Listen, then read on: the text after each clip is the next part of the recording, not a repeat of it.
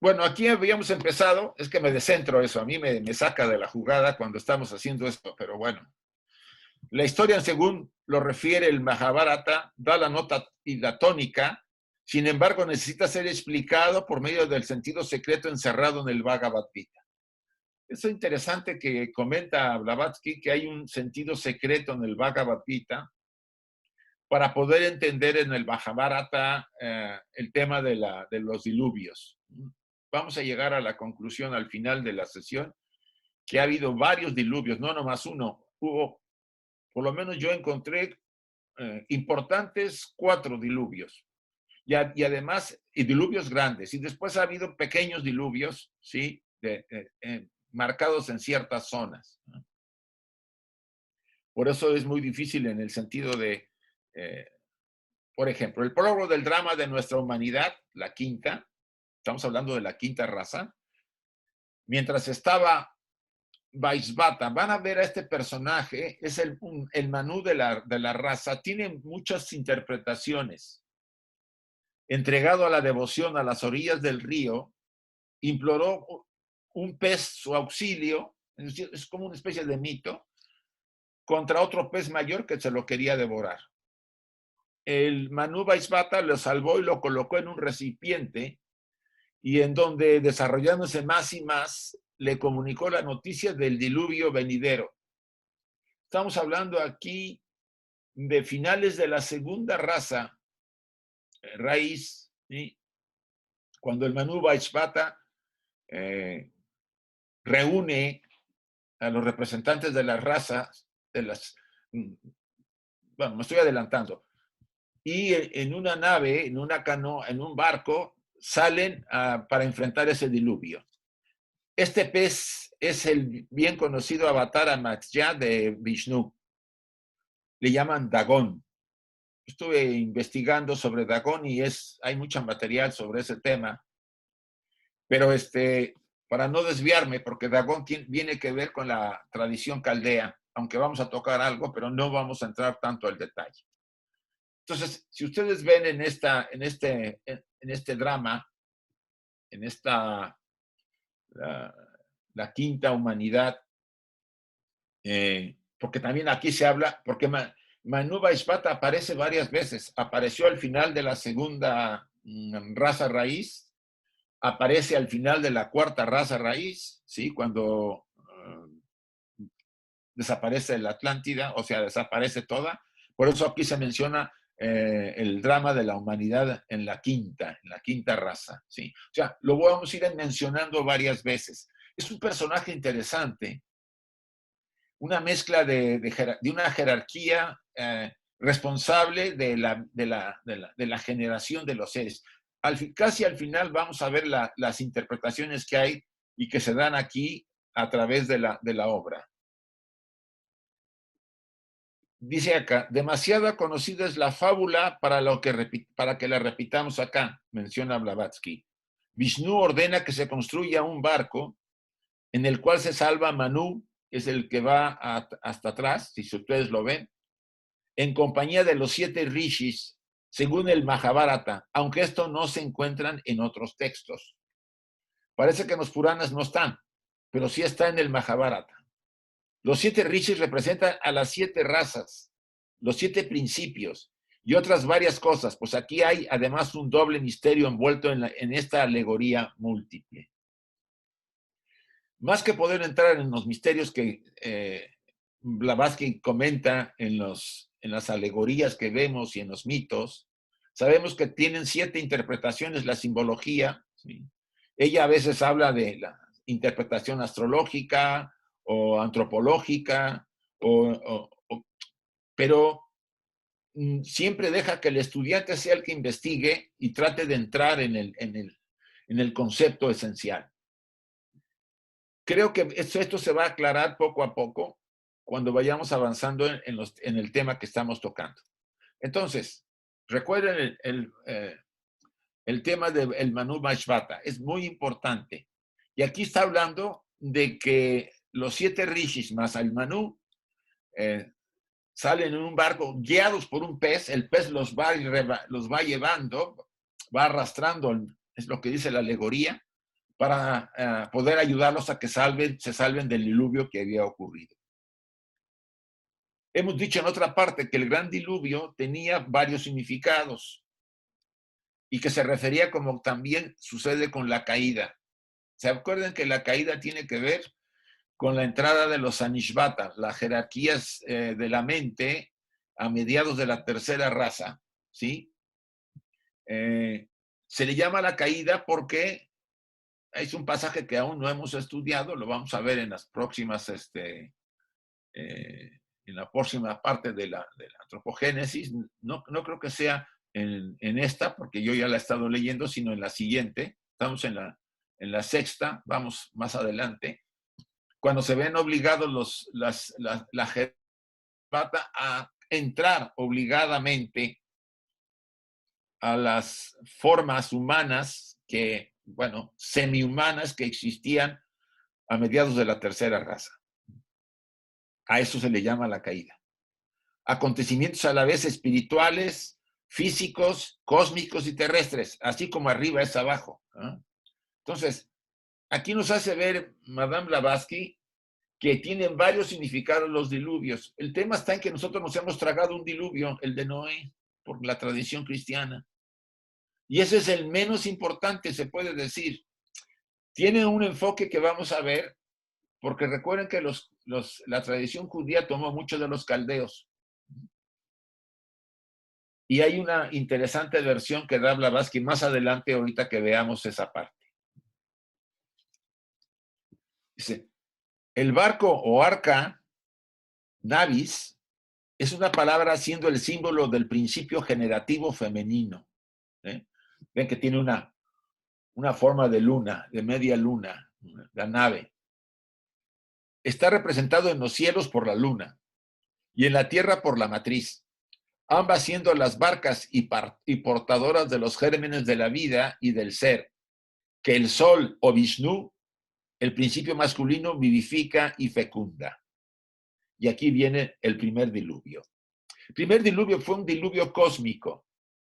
Se refiere a la creación primordial o a la formación del cielo y de la tierra, en cuyo caso el caos y el gran océano representan el diluvio y la luna a la madre, de la que proceden todos los gérmenes de la vida. ¿Qué quiere decir? Que antes que el primer diluvio tiene característica cósmica. Fue cuando no existía ni planetas ni nada y empezaba apenas a formarse el sistema solar. Vamos a quedarnos con el sistema solar, aunque podríamos hablar del cosmos, ¿vale? O sea, el primer diluvio es cósmico. Y por supuesto, las aguas sabemos muy bien que estaba hablando de la seidad, de la materia, perdón, ¿sí? De aquellos velos que cubrían a Parabrahman, o sea, al espíritu, a la seidad. En este tema es muy interesante retomar un punto. Si ustedes se acuerdan cuando estuvimos hablando de que cuando emerge todo de la seidad, ¿no?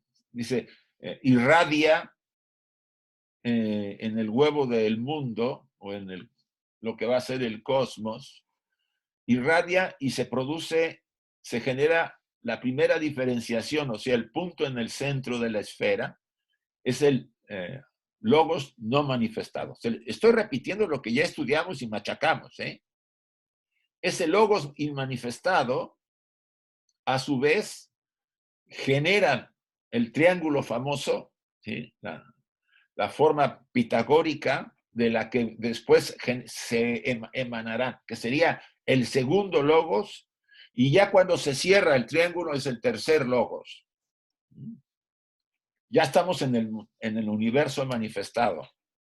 Y ese tercer logos emite o emana de él, a los 7 primordiales, que tanto lo hemos repetido.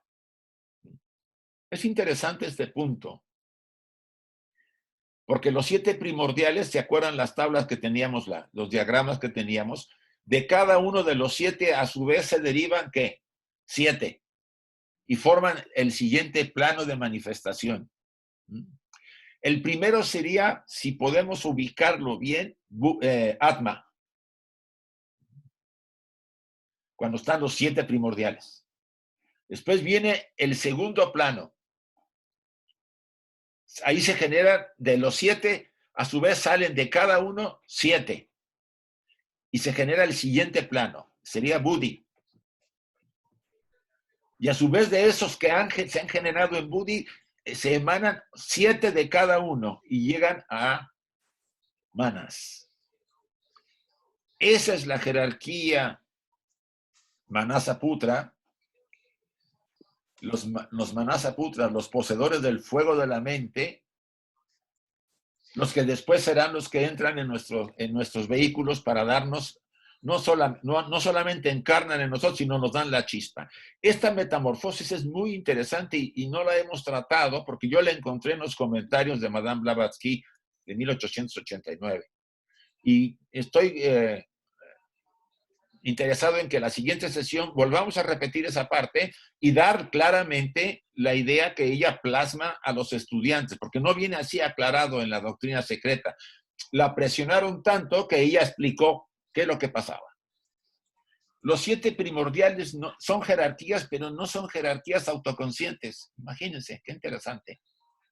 Emanan de una fuerza y esa fuerza hace que ellos lleguen a formar, bueno, van a formar todo el cosmos, pero solo son autoconscientes hasta cuando están en el tercer plano, o sea, en el plano manásico de la mente. A mí me llamó mucho la atención y dije, esto lo vamos a volver a retomar y a explicarlo otra vez para todos, la siguiente sesión. Pero bien, retomemos. El primer diluvio cósmico se refiere a la creación primordial, que les quede claro, a la formación del cielo y de las tierras, en cuyo caso el caos y el gran océano representan el diluvio, ¿sí? Y la luna a la madre, que es la portadora de los gérmenes de vida. En este caso, la madre, la luna viene a ser Mula Prakriti, para que más o menos ustedes se vayan ubicando. Pero el diluvio terrestre y su historia también tienen su doble aplicación. En un caso se refiere al misterio de cuando la humanidad fue salvada de una destrucción completa, por haberse convertido la mujer mortal en el receptáculo de la semilla humana al final de la tercera raza. Es muy interesante ese punto. Imagínense, al final de la tercera raza, recuerden que cada raza sucumbe, excepto la primera, todas las demás han desaparecido por catástrofes, ¿sí? La primera no pudo destruirse porque se resumió, se puede decir, se fusionó con la segunda. Al final de la segunda hubo un diluvio o una destrucción, de lo que de ahí menciona algo, lo del Manu Vaishvata. Al final de la tercera también hubo una destrucción, aunque la primera parte de la destrucción fue por volcanes, ¿no? Hubo erupciones, pero después el continente Lemur se sumió. ¿Eh? Lo que se le considera, le llaman en algunos mapas que he estado viendo Mu, M-U, Mu, que estaba entre América y lo que es Asia. Estaba en lo que es ahora en las islas estas que están ahí poblando todo el centro, arriba de Australia, etcétera, etcétera.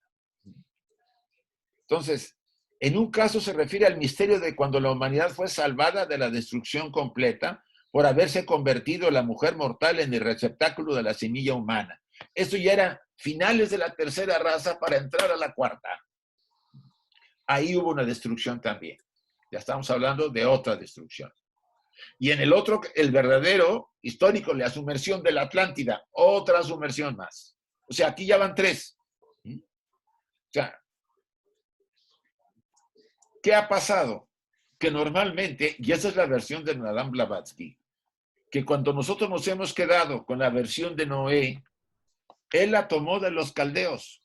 Y es muy interesante la forma en que estuve viendo las referencias que da Madame Blavatsky. Hay que irse a Isis sin velo, aunque ella da la referencia de Isis sin velo en inglés, porque así está en la doctrina, porque en la otra no la pude encontrar, tanto dando vueltas las hojas, entonces me fui a la versión en inglés y ahí explica un poco más y lo vamos a ver más adelante. Entonces, repito, el primer diluvio terrestre histórico también tuvo una doble aplicación. Por un lado, finales de la tercera raza, cuando la mujer se había convertido ya en el receptáculo, ya se habían separado realmente los hermafroditas ya estaban separados. Y el otro es la destrucción de Atlántida. La cuarta para que entrara la quinta. Se destruye la cuarta y empieza la quinta. Por supuesto, no todos se mueren. Bueno, no todo es destruido porque muchos de la cuarta, también muchos de la tercera quedan y entran a la cuarta nosotros somos un cúmulo de sobrantes, si podemos llamarlo así, cuando la quinta no es sobrante todavía porque no ha entrado a la sexta, ¿no? Pero normalmente a la quinta raza le tocará pasar por algo parecido. Si no, a través de, creo que hay una profecía de que es a través de rocas del exterior, o sea, de destrucción a través del cosmos. Pero bueno, en ambos casos la hueste o el Manú que salvó la semilla es llamado Manú Vaishvata. Lo vuelvo a repetir. Este famoso Manú Vaishvata, no sé cómo le hace, pero se aparece en todas partes. Es un símbolo. Manú significa hombre, mente, el ser que piensa, ¿no? Seres que piensan.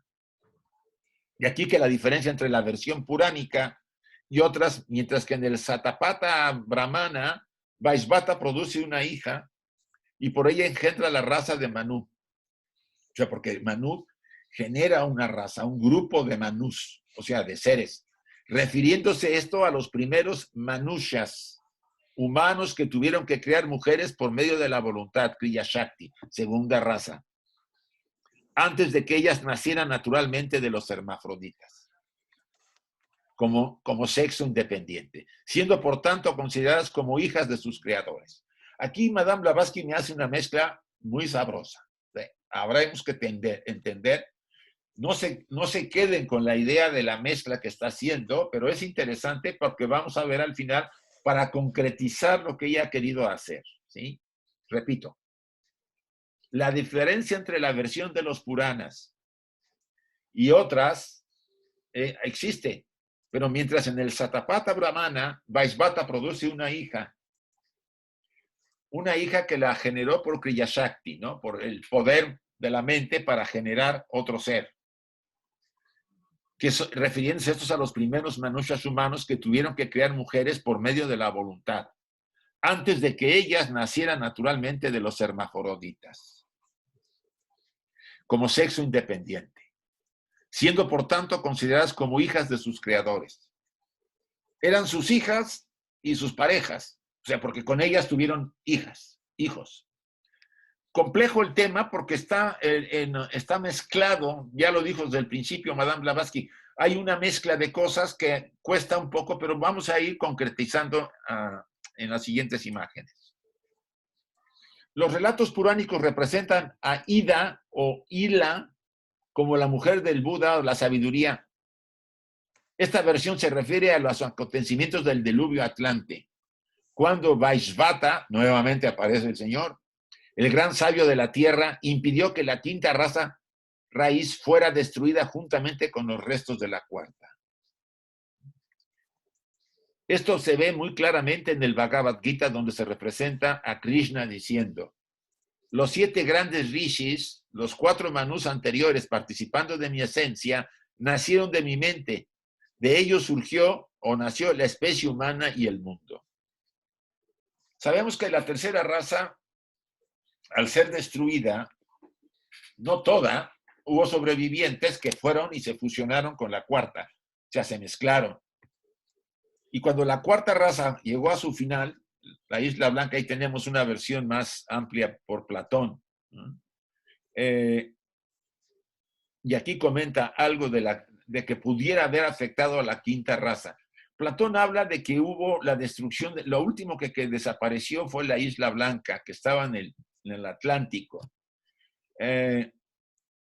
Y que ocurrió alrededor de entre 8,000 o 12,000 años antes de Cristo. lo que quedaba del continente Atlante, porque se fue hundiendo 800,000 años antes de Cristo, poco a poco, ¿no? Se fue destruyendo. Entonces, ¿qué quiere decir esto? Que de alguna manera Vaishvata representa una especie de personaje que cuida, ¿sí? Que cuida a cada raza cuando se está moviendo. Ya habíamos hablado, ¿se acuerdan cuando hablamos de los shistas, de los que quedan después de las rondas, ¿no? En los globos, para que cuando vuelva la humanidad, ellos lo vuelvan a enganchar? Bueno, aquí estamos hablando de una manera más limitada, no de un globo de la ronda, sino de la esfera del globo terrestre, pero cuidando a las razas para que puedan sobrevivir después el fin de sus ciclos, de sus pequeños, como llaman ellos, las destrucciones de, como sus minis pralayas, porque no son mahapralayas, son pequeños pralayas. Cuando se destruye una raza, o se desaparece esa raza o ese continente y surge la nueva. Aquí los 4 manús anteriores de los que menciona, entre los 7, son las 4 razas que habían vivido ya, porque Krishna pertenece a la 5ª raza y a partir de su muerte es inaugurado el Kali Yuga. De modo que Manu Vaishvata, el hijo de Surya, el sol y salvador de nuestra raza, está relacionado con el germen de la vida, tanto física como espiritualmente. Él parece que es el que genera la vida y que en cada raza, después de su destrucción, está presente para tomar la parte que es necesaria para seguir generando la siguiente raza, como ocurrió al final de la 2ª raza, cuando los nacidos por el sudor, ¿se acuerdan? De los andróginos empezaron a aparecer los primeros nacidos por el sudor, y eso ya era el aviso de la siguiente 3ª raza. Entonces hubo una destrucción. Y ahí aparece él ya. El diluvio es innegablemente una tradición universal. Los periodos glaciales fueron numerosos y lo mismo los diluvios por varias razones. Mas, ¿cuál fue nuestro diluvio? El primero seguramente aquel que hasta esta fecha sigue consignado en las tradiciones de todos los pueblos, desde la más remota antigüedad. El que barrió finalmente las últimas penínsulas de la Atlántida, principiando con Ruta y Daija, y concluyendo con la Isla Blanca, que se conoce comparativamente pequeña, mencionada por Platón. Y aquí aparece un diagrama de lo que más o menos hay sobre los planos de lo que sería Atlántida. ¿Se acuerdan que mencionaba Platón que estaba más allá de las columnas de Hércules, ¿no? Del estrecho de Gibraltar, que así se le llamaba en aquella época? Entonces, puede ser una ficción, porque no se ha encontrado nada y eso es muy frecuente que lo podamos comentar. Me quiero aquí detener para que a ver si hay algún comentario o pregunta, si podemos contestarla, si no, pues vemos cómo lo hacemos. Bien, el que quiere puede abrir su micrófono. Que yo vi un documental hace cosa de un año de que estaban buscando restos de la Atlántida, patrocinado por el director este de Titanic, no sé cómo se llama. No recuerdo, pero Cameron, sí. James Cameron. Sí, ese. Él había mandado un barco que estuvo buscando restos submarinos. Entonces empezaron a buscar por el Mediterráneo la isla de Santorini, que fue sumergida por un gran terremoto o volcán. Un volcán. Sí, pero luego, leyendo a Platón, eso de que estaba más allá de las columnas de Hércules, se pusieron a buscar pasado el estrecho de Gibraltar y encontraron restos en los fondos de, como serían como vasijas y cosas así. Y luego más allá, en la isla esta donde nació Cristiano Ronaldo, ¿cómo se llama? ¿Madeira? Sí, por ahí. Por los fondos marinos habían restos muy curiosos de civilización muy antigua. Y ahí se quedó la cosa porque se supone está todo sumergido bajo el mar, pero yo creo que sí que ahí quedan restos todavía de la civilización adelante. Bueno, hay, Isaac, una cosa para notar, que el mapa tiene el norte hacia abajo. Como lo señala la Ah, flecha. sí, no, es que la foto está al revés, si te fijas. Está aquí España Sí, sí, sí. y aquí está África. Está como al revés la foto. A ver, las leyendas están al derecho, pero el mapa Sí, está dibujado la leyenda con está al el norte hacia derecho. abajo y Sí, de hecho aquí. tiene la flecha que lo indica. Sí, lo que pasa es que yo me pareció la que más o menos podía ubicar, pero está al revés la foto, está así. Es solo un detalle para que... Sí, sí. Perdón, alguien tiene ahí prendido la... Ay, Dios mío, con los que dejan prendida la...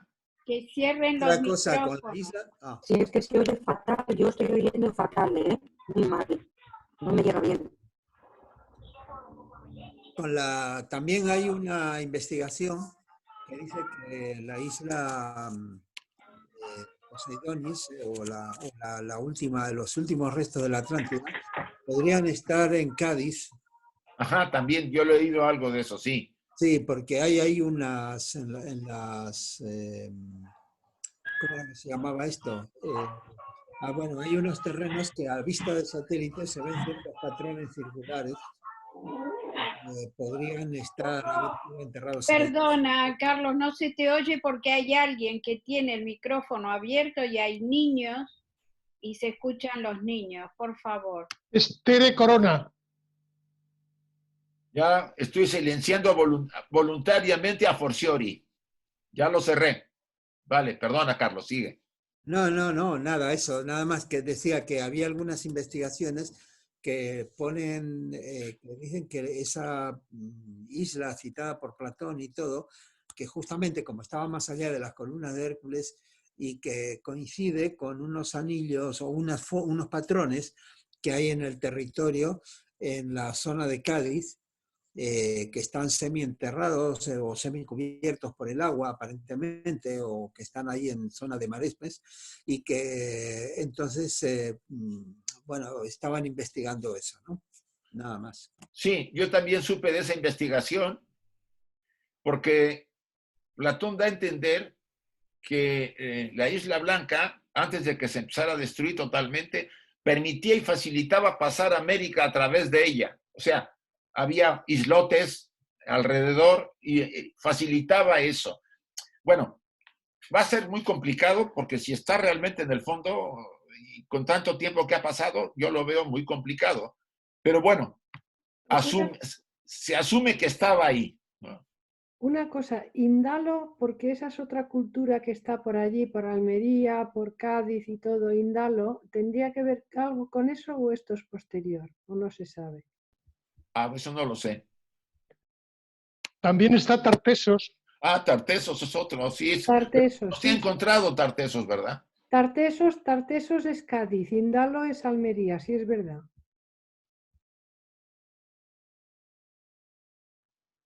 ¿Alguna otra aclaración? Vamos a ir avanzando para acabar.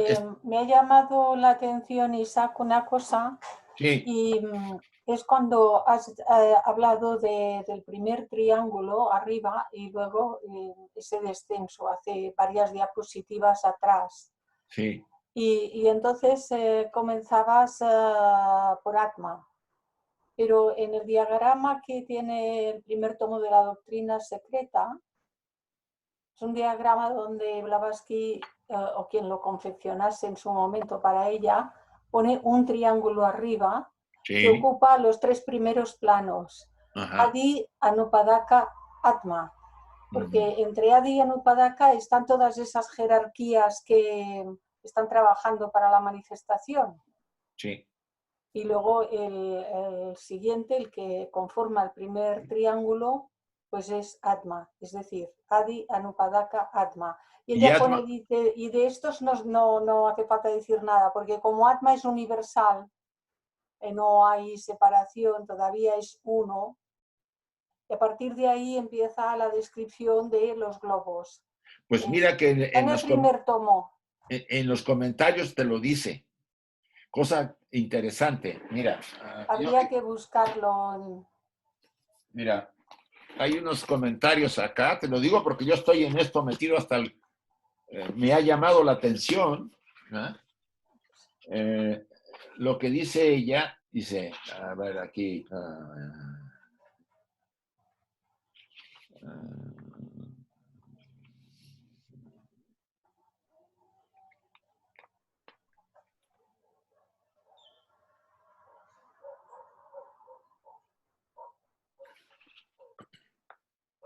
Bueno, sí habría que buscarlo para que yo te los Sí. mandara. Te voy a Tienes- sacar un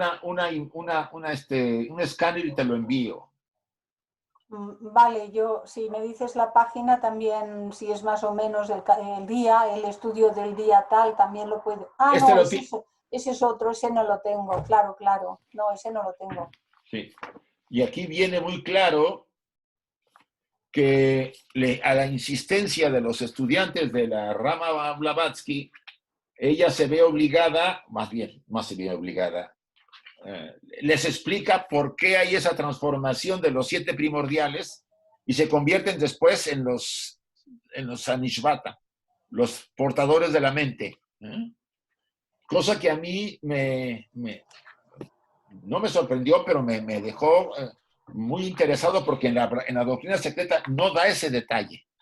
Lo voy a buscar, le saco un escáner Sí, y se los envío si quieren a todos para que más o menos la siguiente sesión lo podamos hablar con más calma. sí, porque puede ser muy interesante. Vale.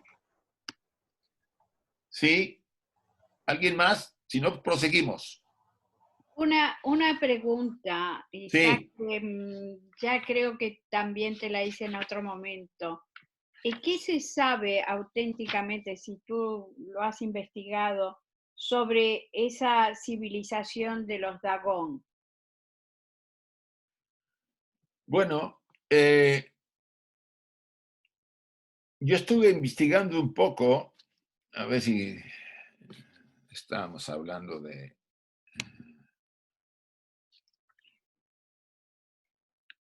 Aquí cuando lo mencioné. Sí. Dagón, sí.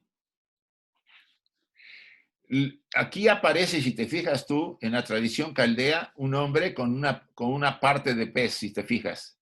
Sí. Y al principio, aquí está otra vez. Ese es Dagón.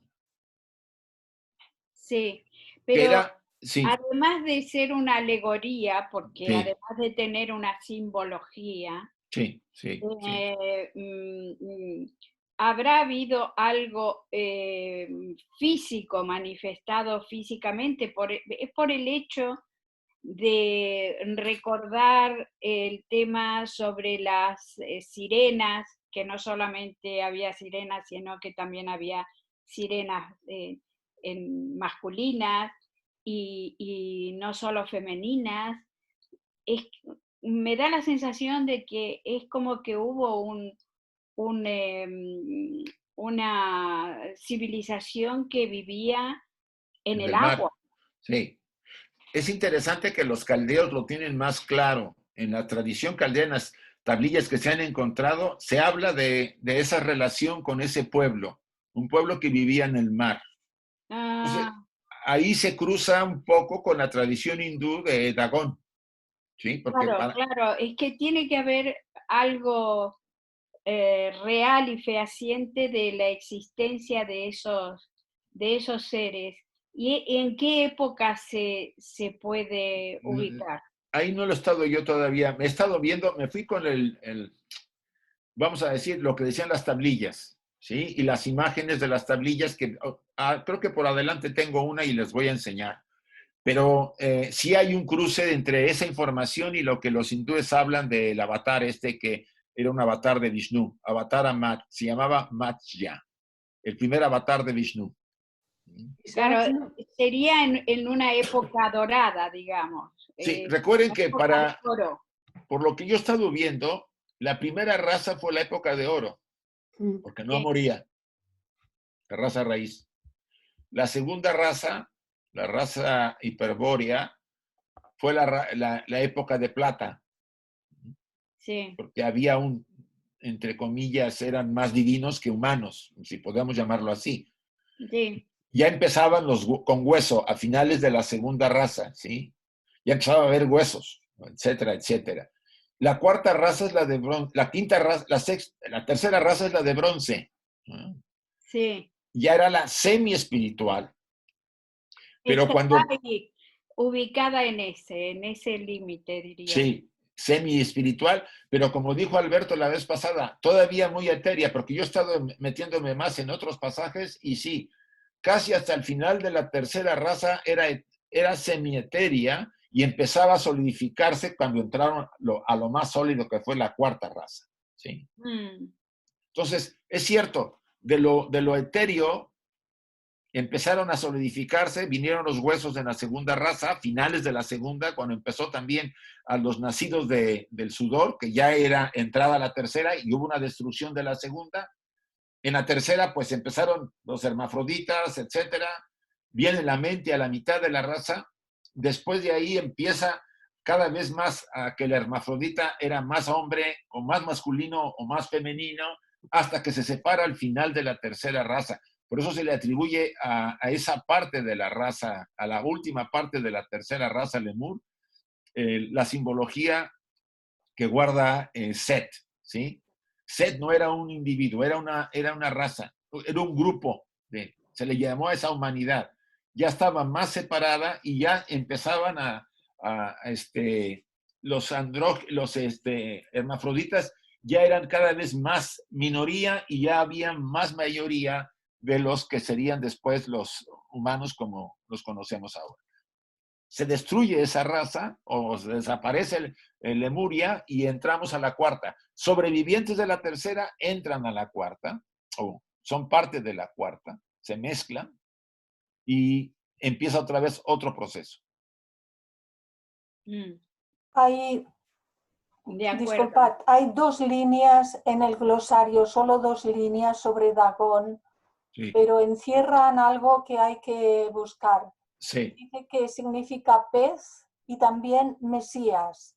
Ajá. Dagón era Oanes, el hombre pez caldeo. El misterioso ser que surgía diariamente de las profundidades del océano, sí, para enseñar a la gente toda ciencia útil. Se le denominaba a sí mismo Anedotus. Y hay que ir a buscar la palabra. Dice, veas esta palabra. En otro momento me dedicaré a rastrear hasta dónde me lleva esto. A ver, ¿a dónde te lleva Dagón? Sí, claro, porque luego hay que ir a buscar el Oanes y hay que buscar el Anodotus y a ver si, sí, si de ahí se tira más, ¿no? Se puede tirar del hilo, que digo. Eso. Vale. Muy bien. Muchas gracias. Al contrario, prosiga. Sí.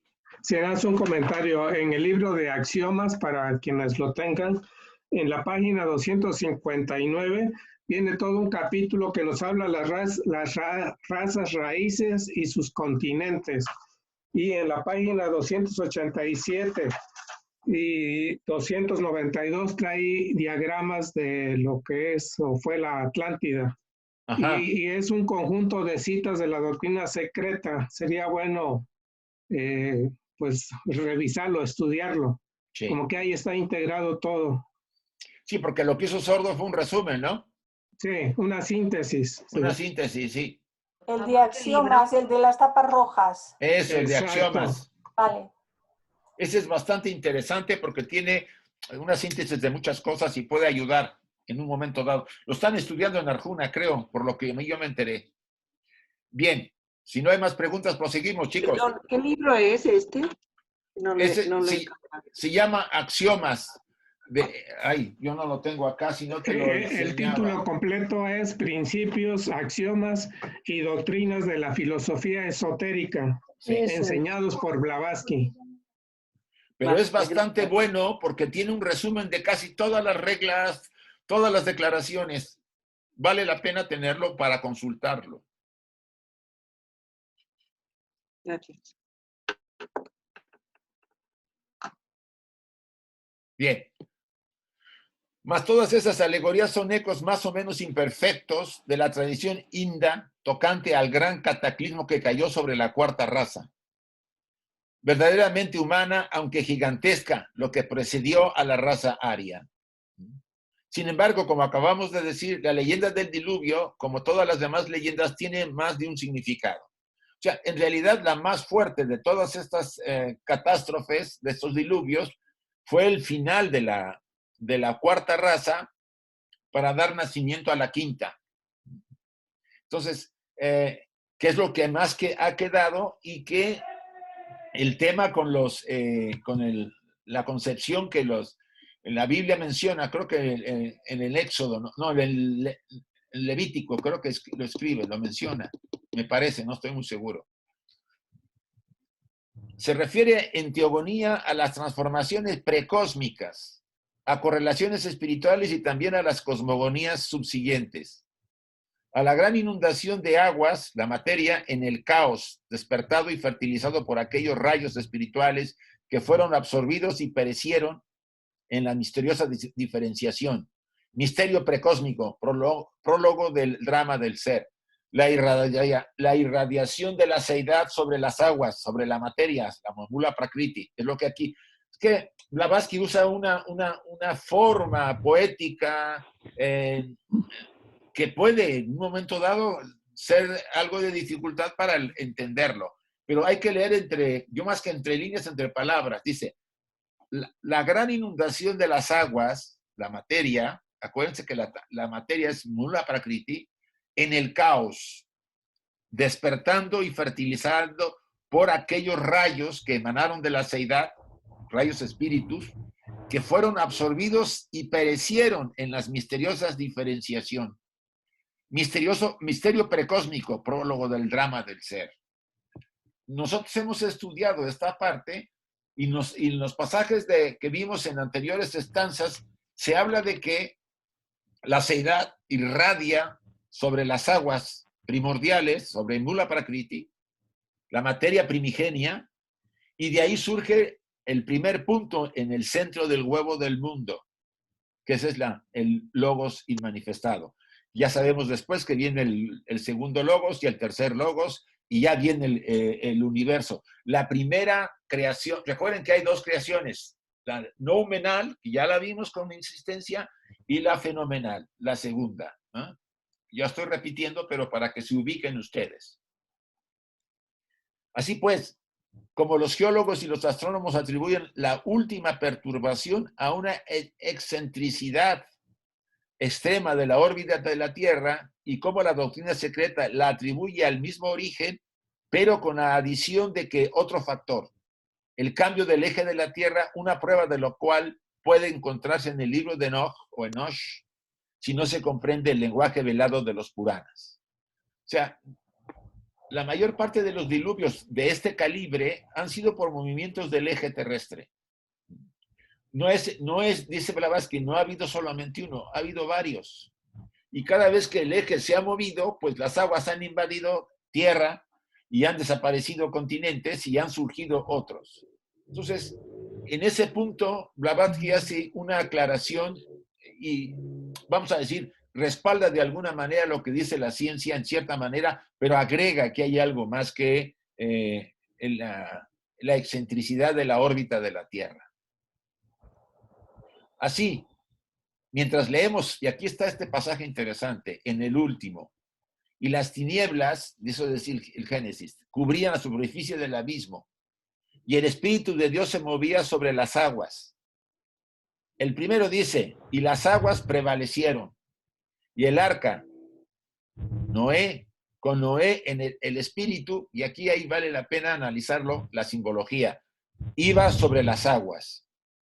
Así pues, dice Madame Blavatsky, interpretando este pasaje, Noé, si es idéntico a Noah, caldeo, es el espíritu vivificando a la materia, que es el caos representado por el océano o las aguas del diluvio. Me quiero ir un adelante, y aquí yo lo encontré en Isis sin velo. Página 423, 424 de la versión inglesa. Si lo quieren buscar en la castellana, pues traten de verlo, porque yo no la encontré y mejor me fui a la inglesa y me quité de líos. Dice, la deidad no revelada de los caldeos babilonios estaba compuesta por Anu, Noah y Bel. Era una triada. Anu es el caos primordial. Noah es la inteligencia, el verbo que emana y fecunda la materia y penetra el universo. Ay, Tere Corona, te voy a tener que silenciar. También Noah es el rey del principio húmedo, el espíritu moviendo sobre las aguas. Dice, es evidente que Noah es Noé, flotando sobre las aguas de su arca, siendo este último el emblema de la arga o luna, el principio femenino, la materia. No es el espíritu que cae en la materia.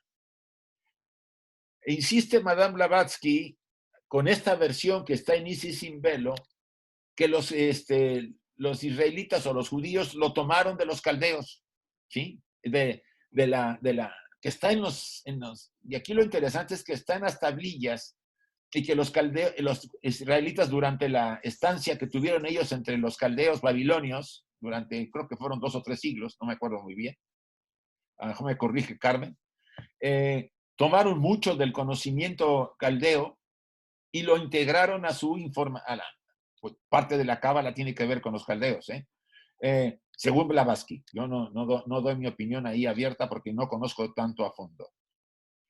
En otras palabras, parece ser una adaptación, de acuerdo a Blavatsky, cuando lo interpreta, de la visión caldea de cómo el espíritu fecunda la materia. El espíritu es Noé, o Noah, la segunda deidad de la Trinidad. La barca es la luna, la portadora de los gérmenes, y la fecunda, como cae y sobre las aguas de la materia, Mula Prakriti, ¿no? Pues es muy interesante la interpretación que hace Blavatsky sobre este fenómeno cósmico. Yo me regreso al anterior, voy a regresarme al anterior para que más o menos acabemos. Dice, así pues, Noé, si es idéntico al Noah caldeo, es el espíritu vivificando a la materia, que es el caos, representada por el océano o las aguas del diluvio. En la leyenda babilónica, el acontecimiento precósmico mezclado con el terrestre Istar o Asteroth, Venus, la diosa lunar, es la que está encerrada en el arca y suelta una paloma en busca de la tierra firme. Todo esto es simbólico, pero el mito, Blavatsky lo desmaraña para tratar de explicarle que los que está anotado en el Antiguo Testamento de la literatura judaica es una versión adaptada de uno de los grandes mitos caldeos de la creación de la tierra o de la vida, ¿sí? Lo transformaron, vamos a decirlo así. Blavatsky insiste en eso. Aquí ya lo pasamos. Como todos estos cataclismos son periódicos y cíclicos, y como el Manu Vaisvata representa un carácter genérico, bajo varias circunstancias y acontecimientos, no parece existir objeción seria alguna para suponer que tuviese el primer gran diluvio un significado tanto alegórico como cósmico, y que ocurriera al fin del Satya Yuga, la edad de la verdad, cuando la segunda raza raíz, el Manu con huesos, hizo su primera aparición como los nacidos del sudor, y ya lo había yo repetido, ¿no? Entonces, ese es otro de los diluvios. Cuando empiezan a aparecer los hombres con huesos, ¿se acuerdan que los de la segunda raza, las primeras subrazas no tenían huesos? Eran también etéreos, más materiales, pero no tenían huesos. Y al final de la segunda raza raíz empiezan los con hueso y a reproducirse, bueno, a generar por el sudor, acuérdense el huevo que después será normal en la tercera raza con los hermafroditas. Ahí vamos. El segundo diluvio, el llamado universal que afectó a la cuarta raza raíz, aquí vuelve a los atlantes, considerada ahora con razón por la teología como la raza maldita de los gigantes, los cainitas y los hijos de Ham, es el diluvio que percibió primeramente la geología. Es el que está registrado aparentemente. El final de la cuarta raza raíz, la Atlante. Y podrá observarse que mientras en el primer relato no existía todavía Dios ni mortal alguno sobre la tierra, o sea, en el anterior diluvio, en la segunda vemos que cuando Manu Vaisvata aborda el Himavan o Himalayas, no sé, fue permitido a los 7 rishis tenerle compañía, o sea, a las 7 representaciones de las razas que iban a acompañarle para salvarlos, porque iba a ser destruida totalmente la segunda raza. Estamos hablando de la segunda y la cuarta. demostrándose así que mientras algunas narraciones se refieren al diluvio sideral, cósmico, anterior a la pretendida creación, las otras tratan de un gran diluvio de la materia sobre la Tierra y otra de un verdadero diluvio. O sea, vean cómo está mezclado los diluvios, de diferentes diluvios, de diferente manera, con un lenguaje semioculto por los mitos y las tradiciones, y de remate los Puranas no coinciden con el Mahabharata, y el Mahabharata dice cosas que no dicen los Puranas. Entonces Blavatsky dice que eso complica mucho la claridad que se pueda tener para entenderlo, vamos a decir, con una racionalidad normal. Hay que meterle ahí mucha intuición, o por lo menos un poco de intuición, para pescar algunas ideas. Yo las traté de resumir al final de la sesión para ver si estamos todos ubicados.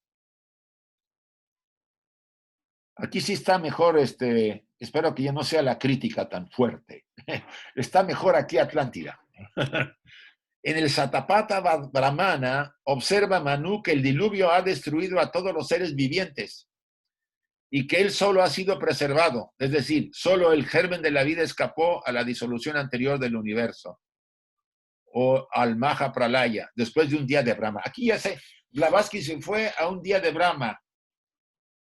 Si ustedes se acuerdan, cada vez que hay un Manvantara, el final de esa creación se destruía por un Pralaya, o un Maha Pralaya. Aquí estamos hablando del un Pralaya cósmico, Maha Pralaya, un final cósmico. O sea, y después viene, ese es el día de Brahma, después vendrá la noche de Brahma. Aquí ya mezcló Blavatsky con el cosmos anterior, ¿sí? Con el universo anterior. Ya estamos hablando, por supuesto, de otro diluvio. Y el Mahabharata se refiere simplemente al cataclismo geológico que destruyó casi enteramente a la cuarta raza para dejar puesto a la quinta. Yo podría empezar a concluir algún punto. Podríamos decir, bien, ha habido varios diluvios. El más impactante para la geología y para nosotros, porque hay ciertas referencias, aunque sean muy superficiales, pero bueno, está Platón y probablemente hay otros autores, porque también lo mencionan la tradición caldea, los egipcios, varios, los chinos también, etcétera. Podríamos decir que el diluvio que más nos impacta a todos, o que nos debería quedar claro, es el Atlante, la destrucción de Atlántida. Lo que quedaba, porque se fue hundiendo por partes, ¿sí? Esto no se fue de golpe. Era un continente inmenso y empezó a hundirse hasta que quedó la Isla Blanca. Ese es el que realmente Madame Blavatsky insiste, y este diagrama puede ayudar a entender un poquito más, no está al revés como la otra, pueden ayudarnos a entender que la tradición que guarda, la tradición bíblica de Noé, y tiene que referirse mucho a esto, o al mito caldeo, que está mezclado con la tradición judía.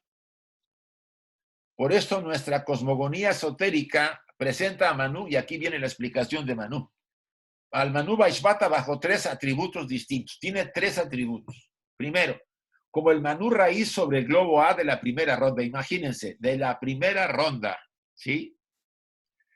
Del globo A de la primera ronda. Estamos hablando de 3 rondas antes a la nuestra. Estamos en la 4ª ronda.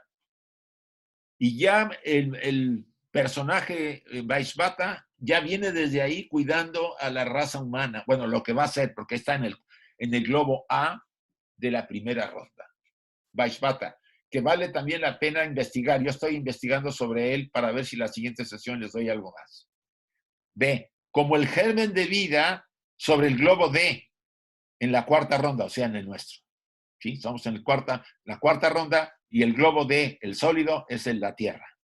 Entonces, él es el germen de vida, por eso cuida de los diluvios, del diluvio de la segunda raza, en la destrucción de la tercera y la desaparición de la cuarta para ayudar a la quinta. Él está guardando el germen de vida para que sobreviva a las destrucciones.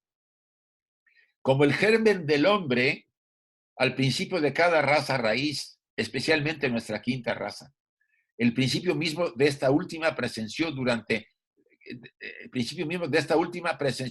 el Dvapara Yuga. Bueno, un término hindú, no sé qué significa porque no tengo la referencia ahorita aquí. Vale. El Satapatha nos dice luego que una mujer fue producida, la cual se presentó a Manu y se declaró su hija, con la que él vivió y engendró la descendencia de Manu, porque Manu es una jerarquía, es un montón de gente, es una raza, vamos a llamar. Esto se refiere a la transformación. Miren cómo oculta la simbología, dice, la transformación fisiológica de los sexos durante la tercera raza raíz. Y demasiado clara es la alegoría para poder necesitar explicarla, por supuesto. Los sexos en la raza raíz se formaron, se generaron por, de acuerdo, del andrógino pasó al hermafrodita. Y ya solo hasta el final de la tercera se separaron los sexos verdaderamente, en hombre y mujer separados. Y esta es la última, creo que, bueno, hay un himno. Dicen las leyendas exotéricas que deseando el Manu Vaishvata crear hijos, ofreció un sacrificio a Mitra y a Varuna, pero efecto de un error del Brahman que oficiaba, solo obtuvo una hija, Ila o Ida. Aquí vuelve a repetir Blavatsky, no, estamos repitiendo lo que dijo al principio. Entonces, por el favor de las dos deidades, que en este caso era Vishnu y Shiva, cambiase su sexo y se convirtiera en un hombre, Sudyumna. Luego convirtiese de nuevo en una mujer, y así sucesivamente, añadiendo la fábula que Shiva y su consorte le satisfacía que fuese varón durante un mes y hembra durante otro. Debe haber sido un folclore eso. Esto se refiere directamente a la tercera raza raíz, cuando los hombres eran andróginos y después hermafroditas. Concluyamos este pasaje o este párrafo de los diluvios. Dice, el gran diluvio tiene varios significados y se refería como tal, sucede a la caída, acontecimientos a la vez espirituales, físicos, cósmicos y terrestres, fisiológicos, cósmicos y terrestres. Entonces aquí hay una mezcla. El primero, diluvio precósmico, creación primordial o formación del cielo y la tierra. Segundo diluvio, el final del Satya Yuga, cuando la segunda raza raíz, el Manu, apareció como nacidos para salvar a los nacidos del sudor que estarían en la tercera raza. Tercer diluvio, el final de la tercera raza raíz, destrucción primero por volcanes, porque fue por erupciones, y después se sumergió, un hundimiento de Lemuria, o Mu, como se le llamaba. Y el cuarto diluvio, que es el que conocemos, que más hay idea, es el de la inmersión de Atlántida, para darle paso a la quinta raza, a la raza aria, o indoaria, como quieran llamar. Este resumen lo saqué después de haberme metido en todas las vamos a decir, diluvios que se mencionan, o que utiliza la palabra diluvio para declarar la desaparición de una raza y el surgimiento de otra, incluso para la aparición de nuestro sistema solar o nuestro universo sujeto al sistema solar. Vale. Lo abrimos para las preguntas finales, chicos.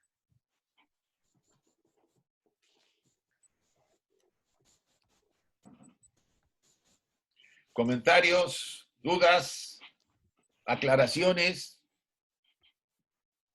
Isaac. Sí. Lo que has leído de Dvapara, que dices, esto no sé qué es, en el glosario dice que es la tercera de las 4 edades en la filosofía inda.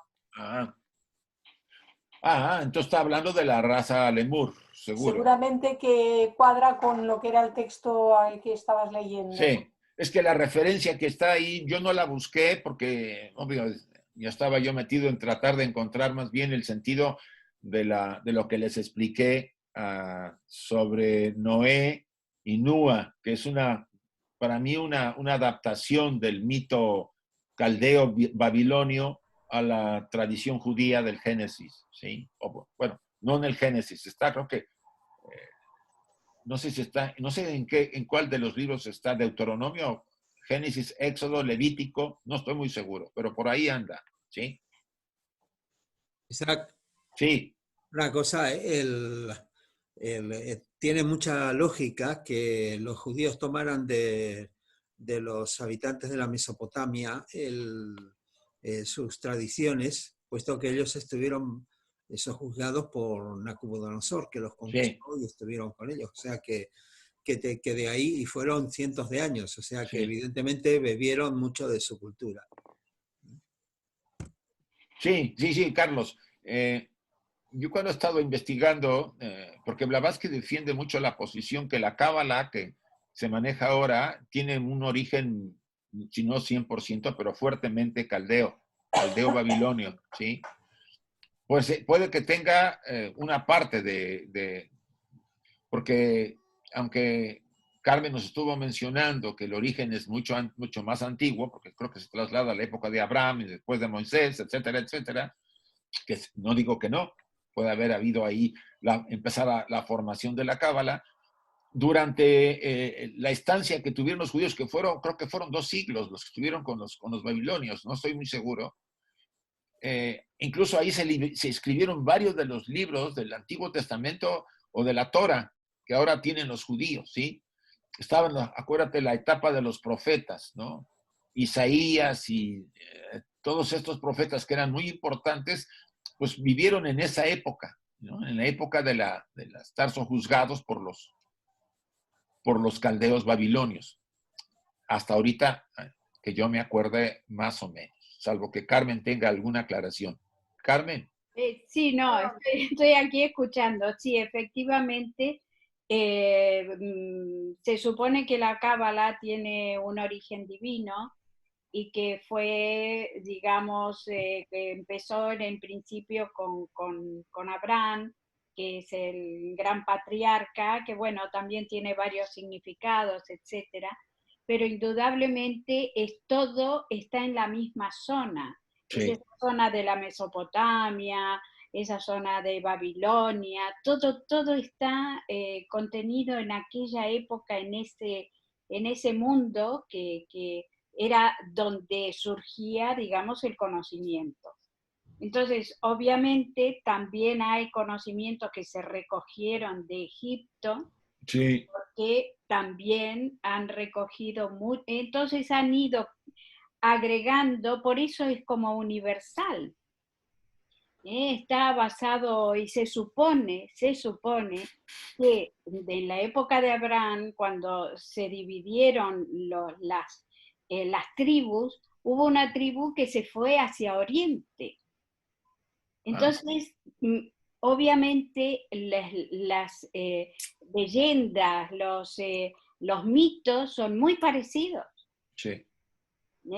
Entonces, claro, en esta inmigración no podemos hablar que eran judíos, porque todavía no se había constituido la tribu de Judá, de la cual salen los judíos. Entonces, sí, no podemos hablar de que eran los prejudíos. Era aquella civilización que... Semitas que se dividieron, que emigraron hacia diferentes puntos, y hubo una de estas emigraciones hacia Oriente.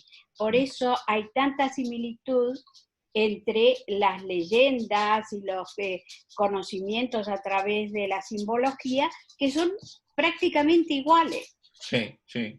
De hecho, No hay contradicciones, y que existen los diluvios y todo esto que estamos viendo ahora, exactamente igual, porque de allí partió esa sabiduría, digamos, esos conocimientos que lo enmascararon en leyendas, en mitos. Sí, la terminología también, los dioses. Y los dioses y todo esto que, en definitiva, si lo vamos a remitir a como vimos en el árbol de la vida, en la parte superior, el Ain, que es lo que ellos llaman el Ain, que es la divinidad, el uno, de ahí parte el aspecto, digamos, creador masculino, y se manifiesta en Binah, que es el aspecto femenino, que es sí.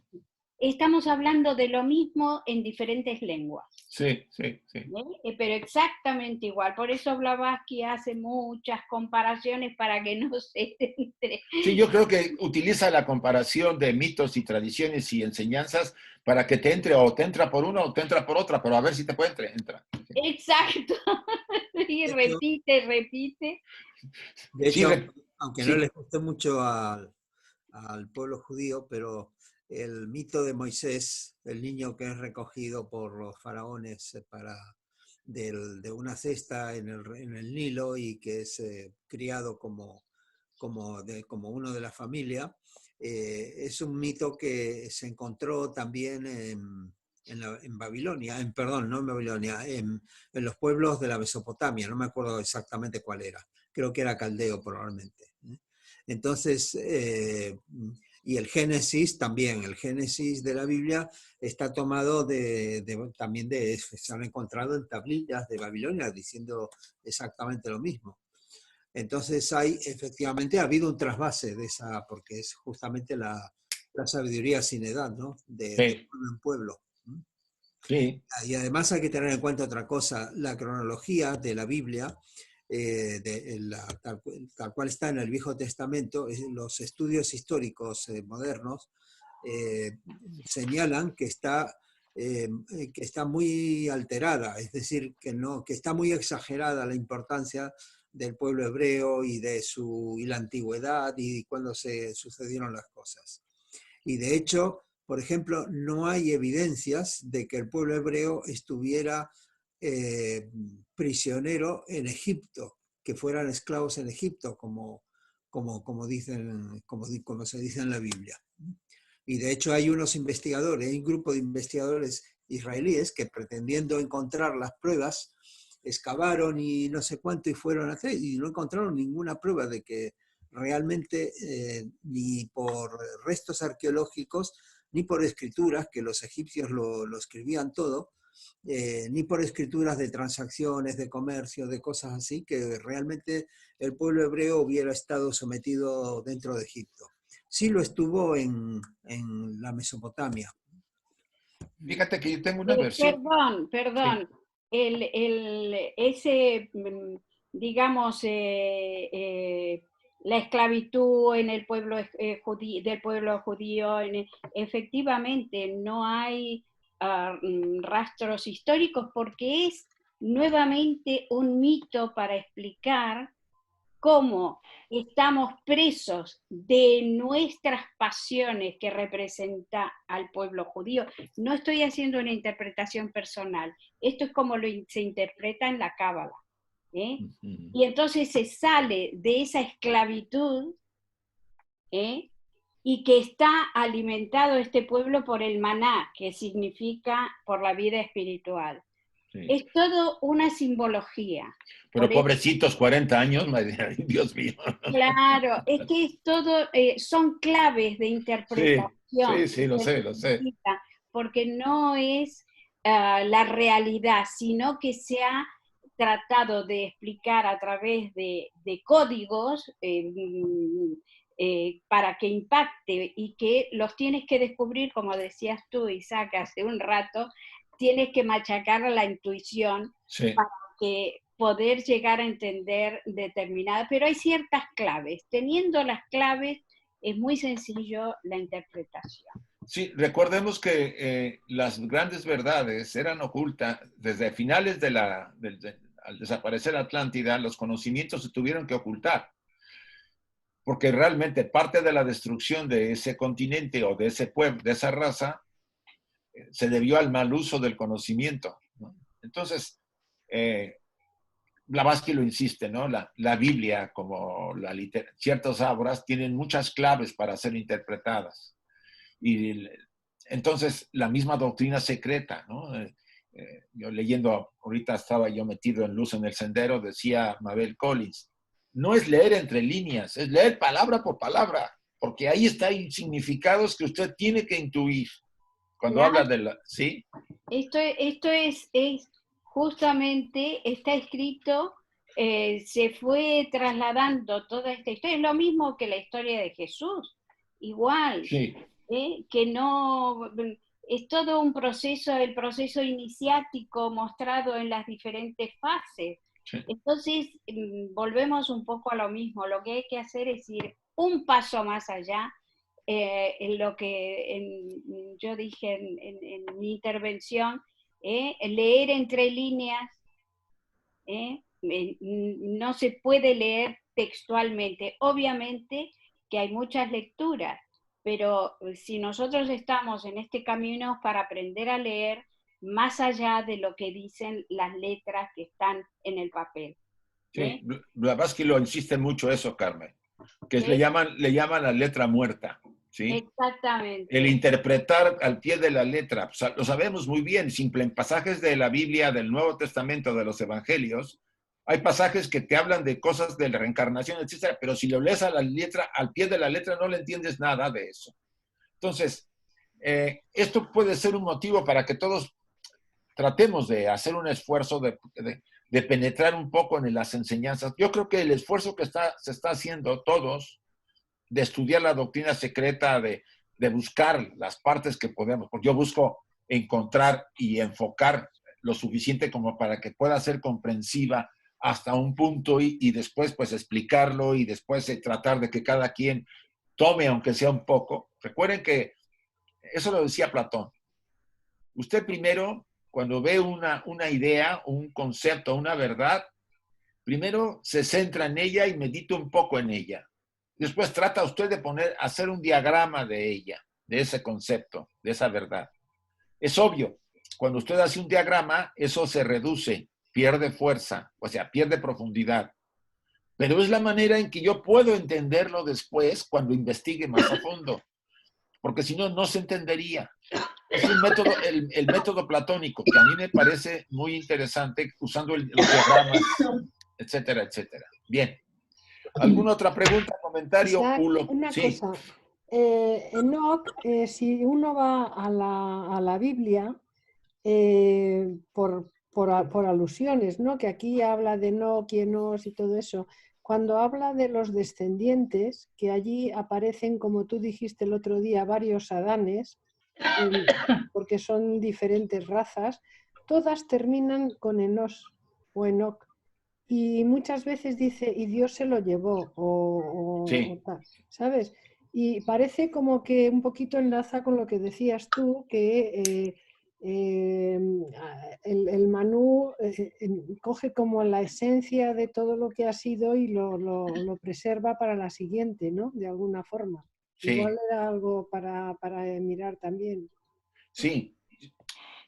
Yo creo que esto nos va a ayudar a comprender que tenemos que ver la enseñanza de la doctrina oculta con otra visión un poco más, menos la letra directa. Yo trato también de hacerlo, aunque a veces me voy por ello, porque no puedo negarlo. Investigar, por ejemplo, qué es Satya Yuga, qué es Vaisvata, qué es Mu, por qué le llaman Mu, no Lemuria. O sea, y uno va a encontrar, como dice Clarisa, le vamos a encontrar a Dagón, que es muy interesante el tema, vamos a encontrarle significados y nos va a iluminar ciertas ideas que a lo mejor no las teníamos tan bien claras. Entonces, ese es el esfuerzo que quiere que hagamos, Madame Blavatsky.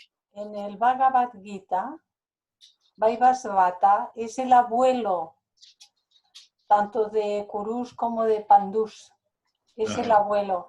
Pero claro, esa es la simbología de dónde procede toda esta humanidad, ¿no? Sí. Y él está arriba. Sí. Es el abuelo. Y por lo que tú has estado explicando, cada vez que va a terminar una raza, no hay un corte, sino que hay un solapamiento de los que quedan, que son el germen de los que se van a ir incorporando, los que quedan, que no son destruidos. Y ahí dice, Vaivasvata es el germen del siguiente. Pues claro, ¿por qué? Porque son los principios superiores que siempre han de ser el germen de lo que va viniendo. Lo superior no se puede perder, aunque lo inferior se destruya. Está muy bien, sí, está bien. Sí, Abby.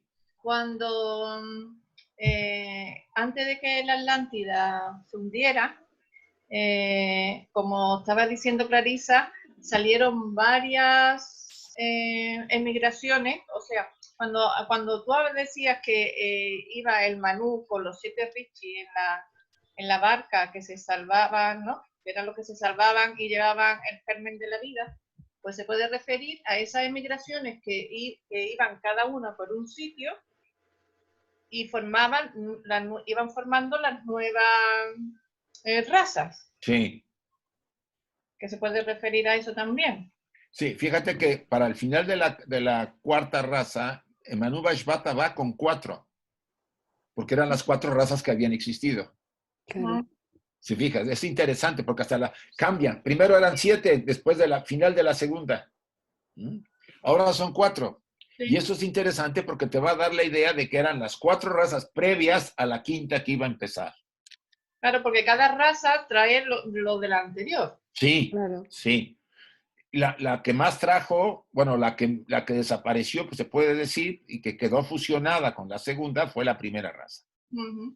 Entonces, si uno lee de esta forma las enseñanzas, uno va poco a poco a aprender ese lenguaje. Yo no digo que sea fácil y no digo que va a ser a la primera, pero con un esfuerzo, con diagramas que a veces pongamos, y que cada quien se centre en algunas ideas que pueda captar, poco a poco se va a abrir esa parte, porque esto lleva un poco de tiempo, ir acostumbrándonos a encontrar la clave o las claves o el investigar, por ejemplo, las palabras son bastante positivas porque son palabras las que tenemos que ver más que las frases. Bien, chicos, ¿alguna cosa más? Hoy están muy calmados, qué bueno, me alegra. Es que el tema es apasionante, muy... Yo quería recomendar el libro de Geoffrey Hodgson, El lenguaje oculto de la Biblia, que explica muchas partes oscuras, y hay una traducción en español, pero creo que la versión inglesa es más completa, porque son varios libros. Entonces implica muchos pasajes del Antiguo Testamento. Y puede ser muy interesante para ampliar conocimientos, porque es que ese libro parece que le fue dictado por un maestro. Muy bien.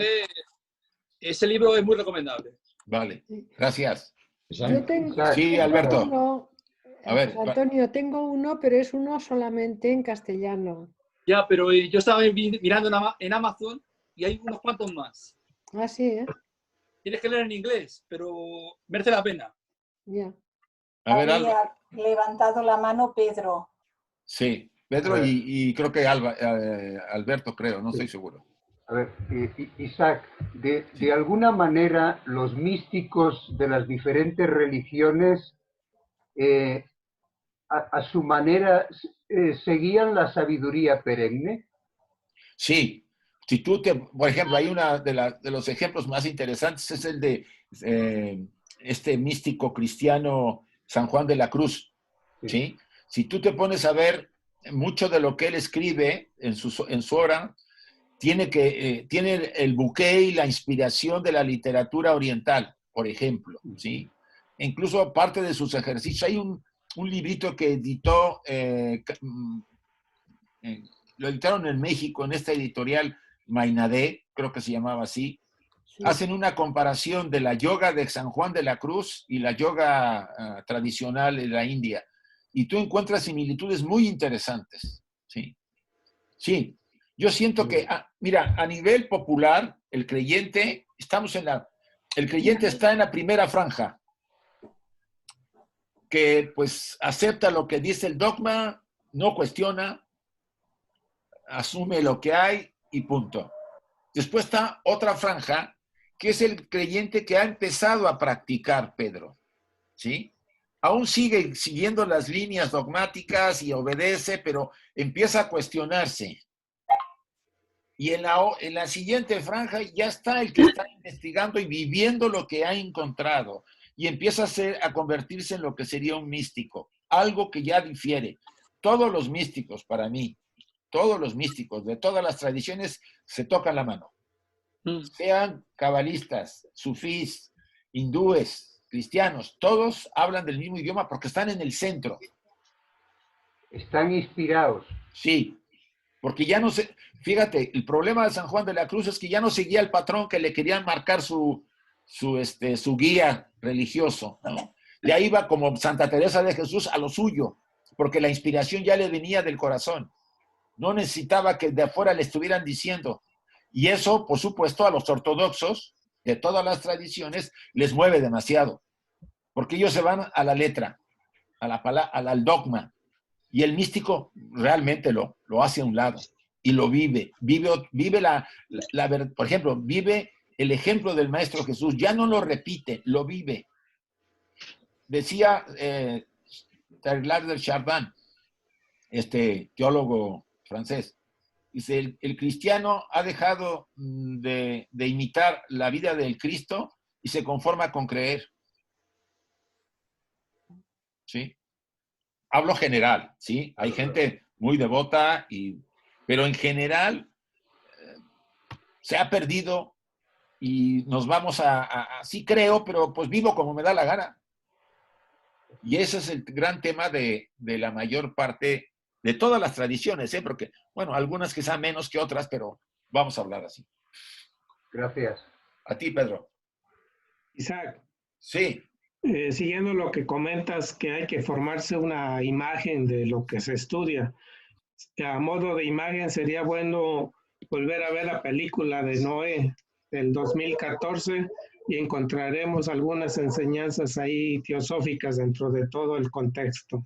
Ajá. Yo la vi también y tiene algunas cosas y otras, pues yo creo que se las sacaron los de Hollywood para poder atraer a la gente. Pero sí tiene cosas, Rafa, tiene cosas, sí. Algo más, chicos, para que demos para finalizado con la invocación. Ya son las 8:10. ¿Les parece que terminemos? Sí.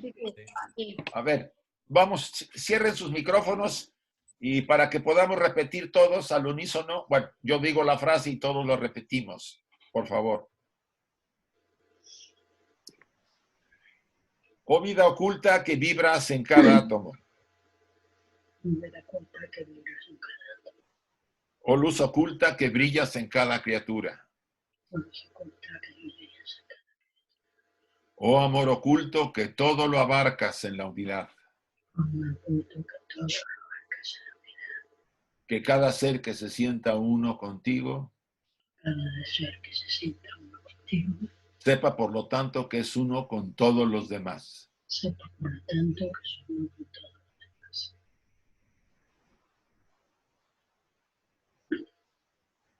Gracias a todos y así sea. Gracias a todos.